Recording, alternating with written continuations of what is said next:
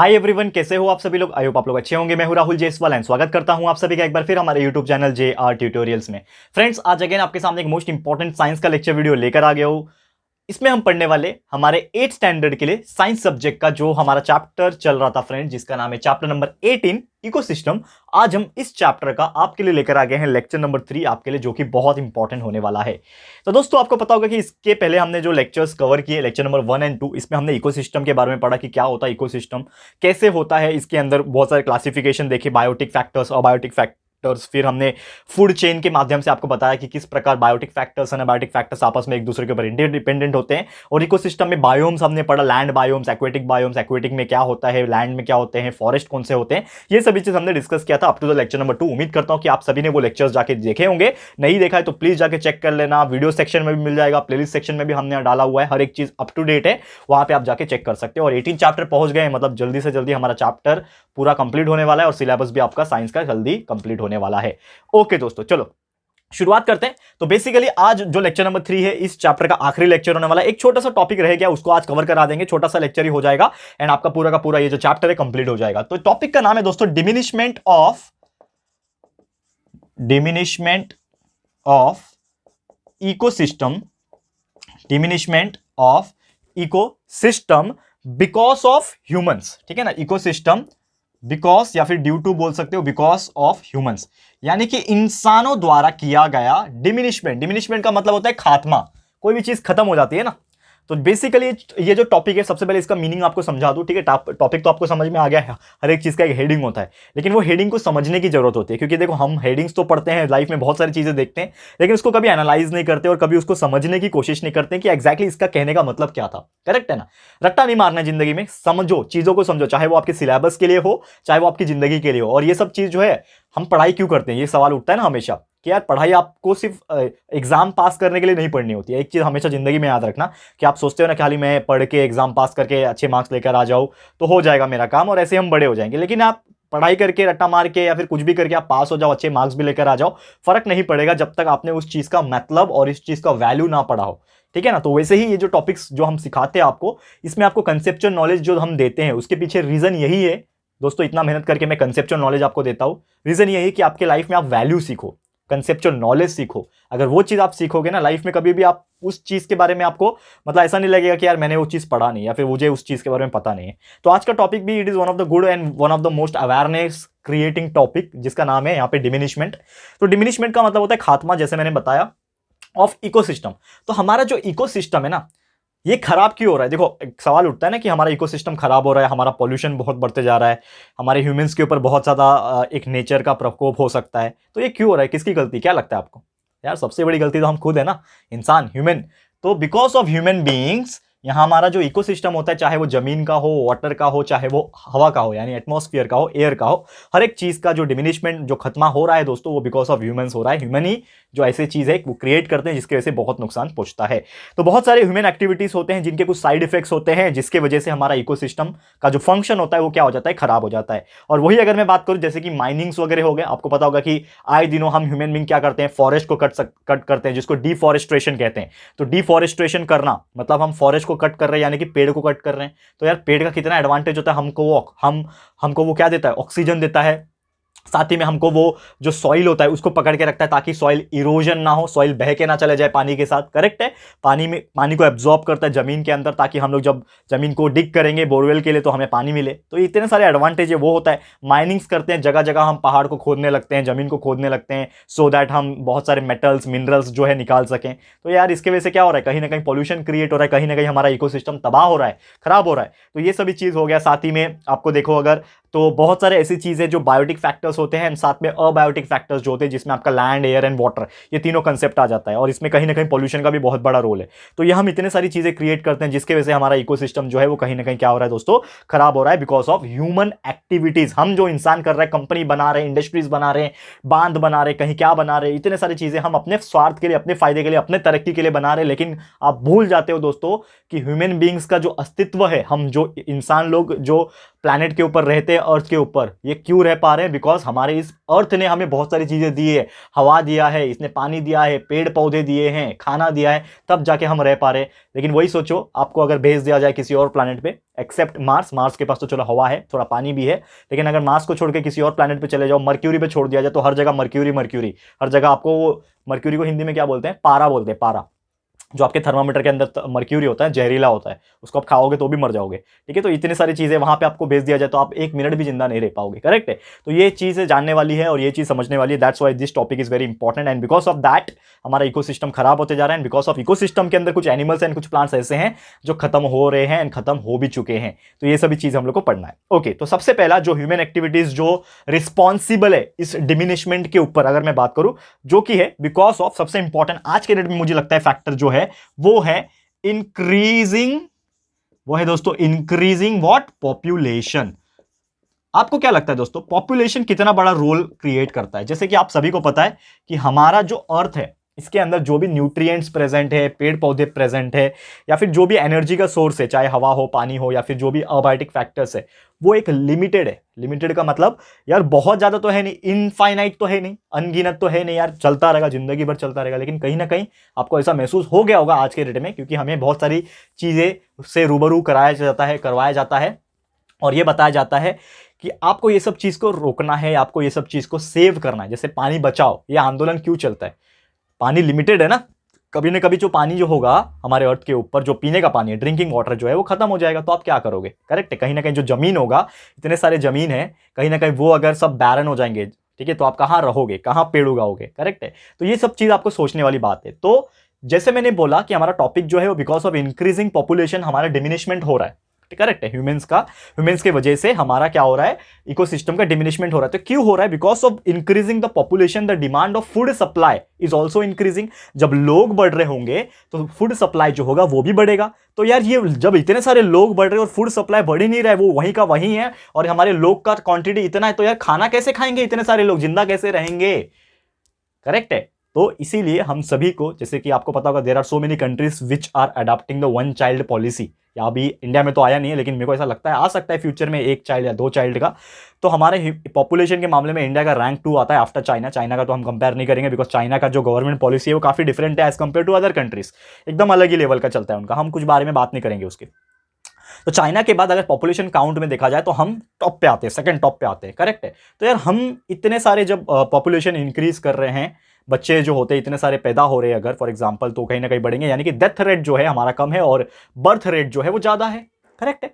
तो इतने सारे लोग जब बढ़ रहे हैं तो उनका फूड का रिक्वायरमेंट, फूड का जो डिमांड होगा, रोटी कपड़ा मकान, जिसको 3 बेसिक नीड बोलते हैं, फूड क्लोथिंग एंड शेल्टर, आपको पता ही है, तो इसका डिमांड बढ़ रहा है, तो वो फुलफिल नहीं होगा तो इंसान के ऊपर बहुत बुरा प्रभाव जो है पड़ सकता है। और ये बहुत ज्यादा हमारे इकोसिस्टम, यानी कि क्योंकि देखो लोग का डिमांड बढ़ेगा, फूड जब लोग पॉपुलेशन बढ़ रहा है तो लोग का डिमांड बढ़ेगा, तो लोग का डिमांड फुलफिल करने के लिए लोग क्या करेंगे? नेचुरल चीज का ज्यादा इस्तेमाल करेंगे। जैसे रहने के लिए जगह कम पड़ रही है तो आप पेड़ काटोगे, घर बनाने के लिए तो पेड़ काट रहे हो, तो यानी कि आपका इकोसिस्टम बर्बाद हो रहा है। पानी लगेगा तो पानी आप कंज्यूम कर रहे हो, तो पानी की कमी हो जाएगी। ठीक है? हवा आप ऑक्सीजन ले रहे हो, ज्यादा कार्बन डाइऑक्साइड इंडस्ट्रीज बना रहे हो, ये सब कर रहे हो, पेट्रोल डीजल की गाड़ियां इस्तेमाल कर रहे हो, तो कहीं ना कहीं पॉल्यूशन क्रिएट कर रहे हो, हवा का भी दूषित कर रहे हो। तो कहीं ना कहीं आप जो हमारा इकोसिस्टम है दोस्तों, उसको क्या कर रहे हो? खराब कर रहे हो because of the increasing population. तो ये सबसे इंपॉर्टेंट चीज है आज के डेट में। अगर हमने इसको कंट्रोल नहीं किया आने वाले कुछ सालों में तो आगे जाके बहुत प्रॉब्लम हो सकता है। ये था सबसे पहला चीज। ओके, नेक्स्ट हम बात करेंगे अर्बनाइजेशन। जैसे मैंने बोला आपको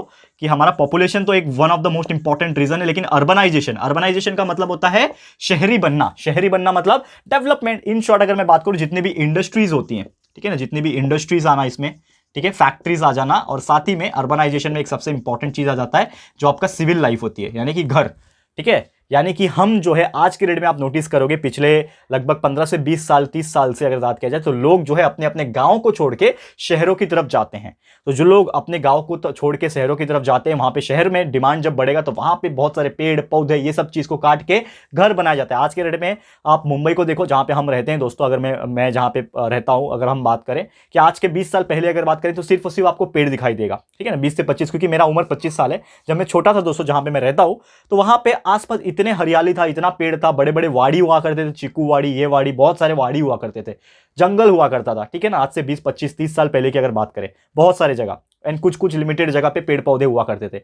लेकिन आज के डेट में आप मुंबई में देखो या फिर आसपास की जगह पे आप देखोगे, हर जगह कंक्रीट का जंगल दिखाई देगा। कंक्रीट मतलब क्या होता है? पत्थर, यानी कि सीमेंटेड हाउस आपको दिखाई देंगे, आपको नेचुरल जंगल नहीं दिखाई देगा। तो ये क्यों हो रहा है? Because of urbanisation. हम जो है अपना तरक्की करते हैं तो हम ऐसी जगह पे रहते हैं। लेकिन आप बताओ दोस्तों कि अगर पूरा का पूरा प्लैनेट हमारा ऐसे ही बिल्डिंग से भर गया और पेड़ पौधे बचेंगे ही नहीं तो क्या होगा? करेक्ट है, हम जिंदा नहीं रह पाएंगे। इतने तरक्की करने के लिए भी हमारे पास भले ही हजारों करोड़ रुपया होने दो, लेकिन अगर हमारे पास पेड़ नहीं होंगे या फिर जो इकोसिस्टम है हमारा वो नहीं होगा तो इंसान का वजूद भी नहीं होगा। ये भी चीज आपको याद रखना है। क्लियर है? ओके, नेक्स्ट चलते हैं। एक और चीज मैंने इंडस्ट्रियलाइजेशन की बात की थी तो ये इसमें कवर हो गया, ठीक है। तो इंडस्ट्रियलाइजेशन ये भी एक बहुत इंपॉर्टेंट फैक्टर है, यानी कि because of the increasing industries. आप सभी को पता है दोस्तों कि हमारा जो लाइफस्टाइल चेंज हो रहा है, हमको अच्छे कपड़े चाहिए, अच्छे खाने चाहिए, अच्छे बहुत सारी चीजें चाहिए। तो बहुत सारी केमिकल फैक्ट्रीज हो गई, बहुत सारी इंडस्ट्रीज हो गई जो खुलते जा रहे हैं, आए दिनों में खुलते जा रहे हैं। कोई ऑयल बना रहा है, कोई पेट्रोल डीजल बना रहा है, कोई केमिकल्स बना रहे हैं, कोई कपड़े बना रहे हैं, कोई फूड बना रहा है, कोई मेडिसिन बना रहे हैं, फार्मास्यूटिकल लाइन है, स्टील इंडस्ट्रीज है, मेटल इंडस्ट्रीज है। So many industries are there, so many factories are there. तो ये क्या हो रहा है? इंडस्ट्रियलाइजेशन की वजह से हो रहा है, क्योंकि हमें डिमांड उतना है उस चीज का, ठीक है ना। हमें उस चीज का इतना डिमांड है, दैट्स व्हाई वो चीज बनानी पड़ेगी डेवलपमेंट करने के लिए। लेकिन उसके साथ में डेवलपमेंट होने के साथ क्या हो रहा है? पॉल्यूशन इंक्रीज हो रहा है, and because of that pollution हमारा इकोसिस्टम जो है खराब हो रहा है। It is also one of the most important factor. And industrialisation में एक और चीज आ जाता है जिसको हम लोग बोलते हैं ट्रैफिक। ट्रैफिक के बारे में आप सभी तो जानते होंगे दोस्तों। हमारा लाइफस्टाइल जब बढ़ रहा है तो हम गाड़ियां लेने जा रहे हैं। आज से 25-30 साल पहले लोगों के पास, मुश्किल से गिने चुने लोग के पास कार हुआ करता था। लेकिन आज के डेट में आप देखोगे बहुत सारे ऐसे लोग हैं जिनके घरों में कार आपको देखने मिलेंगे। तो क्या जरूरत है? किसी को बस लाइफस्टाइल चेंज करनी होती है, यार मेरे पास ऑलरेडी सुविधाएं हैं, लेकिन फिर भी शो ऑफ के लिए कार खरीद लेते हैं। दिल्ली एक ऐसा शहर है, दिल्ली, ठीक है, दिल्ली।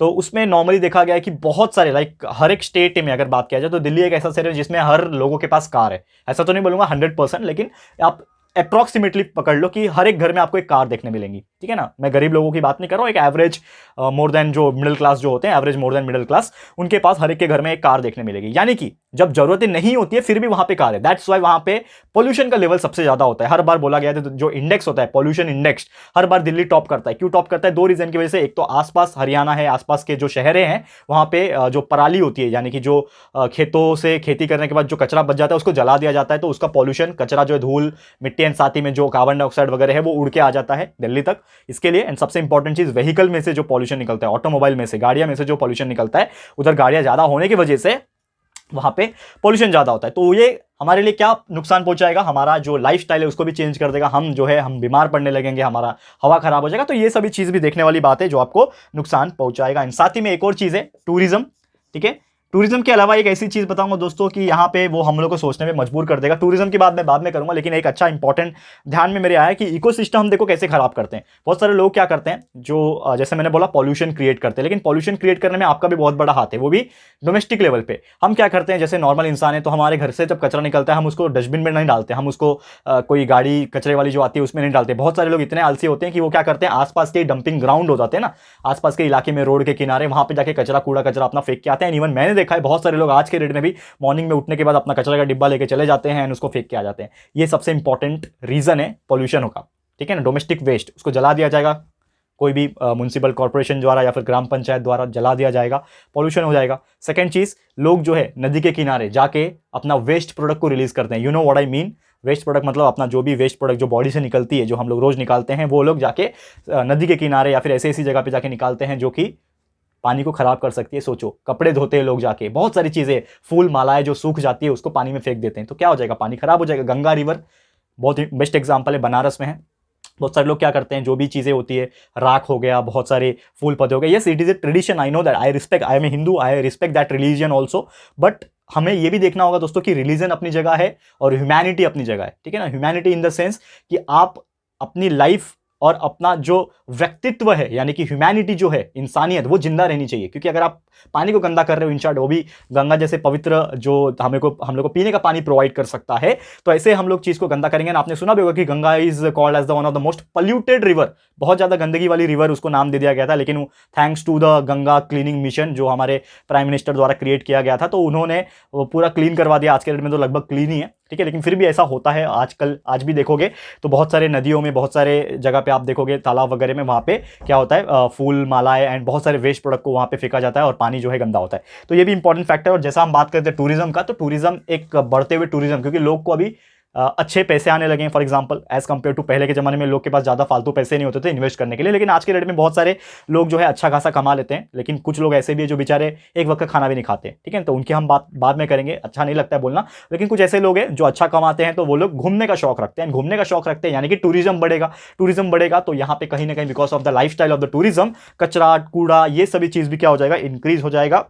एंड बहुत सारे ऐसी जगह जो है हमारे इकोसिस्टम जो होगा, जैसे कि कुछ वादियाँ हो गई, ऐसी ऐसी जगह पे वहाँ पे इंफ्रास्ट्रक्चर डेवलप होगा, तो जिसकी वजह से हमारा कहीं ना कहीं इकोसिस्टम के ऊपर बहुत ही बुरा प्रभाव पड़ता है, ठीक है, तो ये भी चीज़ आपको याद रखना है। एंड बहुत सारे नेचर को देखने के लिए लोग आगे जाते हैं, एंटरटेनमेंट जाते हैं नॉर्मली अगर बात करें, एंड टूरिस्ट लोग के लिए बहुत सारे ऐसी क्रिएट की जाती है, बिल्डिंग्स बनाई जाती है, एमेनिटीज़ जिसको बोलते हैं वो क्रिएट किया जाता है, ब्रिजेस बनाए जाते हैं, लेकिन वो कहीं ना कहीं इकोसिस्टम को यहाँ पे नुकसान पहुँचाती है, जिसके वजह से डिस्ट्रक्शन जो है, ठीक है ना, लोकल आसपास के जो लोकल इकोसिस्टम है उसको बहुत सारा इफेक्ट पड़ता है। और सबसे इंपॉर्टेंट चीज़ एक और है यहाँ पे मैं बताना भूल गया आपको, लार्ज डैम, सबसे बड़ा बड़ा डैम्स जो बनाते हैं, आपको पता होगा डैम यानी बांध होता है जो पानी को रोकने के लिए काम आता है, नदी का पानी रोकने के लिए, ठीक है, तो नदी का पानी रोकने के लिए डैम्स बनाए जाते हैं, लेकिन वो डैम्स इतने बड़े होते हैं दोस्तों कि वो पूरे के पूरे नदी का फ्लो जो है रोक सकते हैं, तो कहीं ना कहीं यहाँ पे नेचुरल इकोसिस्टम को रोक रहे हो अपने फायदे के लिए, करेक्ट है, तो ये भी बहुत ज़्यादा ऑब्वियसली वी नो दैट कि हमारे डेवलपमेंट के लिए है, लेकिन कहीं ना कहीं इकोसिस्टम के ऊपर ये नुकसान जो है पहुंचाता है, ठीक है। तो उम्मीद करता हूं कि ये जितने भी डिमिनिशमेंट थे हमारे इकोसिस्टम, जो ह्यूमंस, ये सब चीज़ जो हो रहे हैं वो ह्यूमन बीइंग की वजह से हो रहे हैं, ये आप लोग भी एग्री करते होंगे, तो ये आपको समझ में आ गया होगा। एक छोटा सा टॉपिक वो है, इसको भी कवर करा देता हूं, फिर हमारा आज का लेक्चर खत्म कर दूंगा एंड ये चैप्टर भी हमारा खत्म हो जाएगा, जिसका नाम है दोस्तों टॉपिक का वॉर। तो वॉर मतलब क्या होता है, लड़ाई, युद्ध, ठीक है। तो वॉर जब भी हुआ है, आपने नोटिस किया होगा कि जब भी हमारा starting from the first world war, second world war and बहुत सारे सिविल वॉर्स भी हुए, छोटे मोटे होते ही रहते हैं, तो इनके वजह से सिर्फ और सिर्फ क्या हुआ है, नुकसान हुआ है, फायदा किसी का नहीं हुआ है। तो जब भी कोई वॉर होता है दोस्तों, तो यहाँ पे हवा, पानी और मिट्टी यानी लैंड, एयर एंड सॉइल, हर एक को नुकसान पहुंचता है। आप वर्ल्ड वॉर की बात करो, एटॉमिक बॉम्ब फेंका गया था जापान के अंदर, हिरोशिमा एंड नागासाकी में, क्या हाल हुआ था, जमीन खराब हो गया, पानी दूषित हो गया, रेडिएशन फैल गया, लोग मरने लगे। आज के डेट में भी कुछ लोग ऐसे हैं जो रेडिएशन का शिकार है, जो वो टाइम से 1945 से लेके आप देखोगे तो अभी भी वो टाइम से यहाँ पे वो शिकार होके बैठे हैं, और रेडिएशन उनके जीन्स में आ गया, यानी कि अंदर ही आ जाता है ना रेडिएशन, एक जनरेशन से दूसरे जनरेशन में। आज भी लोग लूले अपंग पैदा होते हैं वहाँ पे, ठीक है। तो है कुछ ऐसे प्रॉब्लम, नॉट 100%, लेकिन है कुछ प्रॉब्लम, तो आप इमेजिन कर सकते हो। तो पॉलिटिकल रीजन की वजह से, पॉलिटिकल वॉर्स की वजह से बहुत सारे वॉर होते हैं, एंड आज के डेट में ये सब चीज़ होता है। एंड साथ में इसके अलावा वॉर में और भी 2-3 चीज़ होते हैं जिसको हम लोग बोलते हैं नेचुरल डिजास्टर, जैसे कि अर्थक्वेक, वॉल्केनो आना, सुनामी आना, फ्लड आना, ये सभी चीज़ की वजह से भी हमारा जो इकोसिस्टम है वो खराब होता है। एंड ये सभी चीज़ को नहीं होना चाहिए, तो हमारा रिस्पॉन्सिबिलिटी है कि एटलीस्ट नेचुरल चीज़ को तो हम रोक नहीं सकते, लेकिन जो मैनमेड चीज़ें हैं वॉर में, उसको हम लोग रोक सकते हैं और अपने ह्यूमन वेलबींग के लिए वर्क कर सकते हैं, ठीक है दोस्तों। तो इसी के साथ हमारा ये जो टॉपिक था वॉर, छोटा सा टॉपिक था, यहाँ पे खत्म होता है, और इसी के साथ हमारा ये जो चैप्टर है जिसका नाम है इकोसिस्टम, ये होता है टोटली कंप्लीट।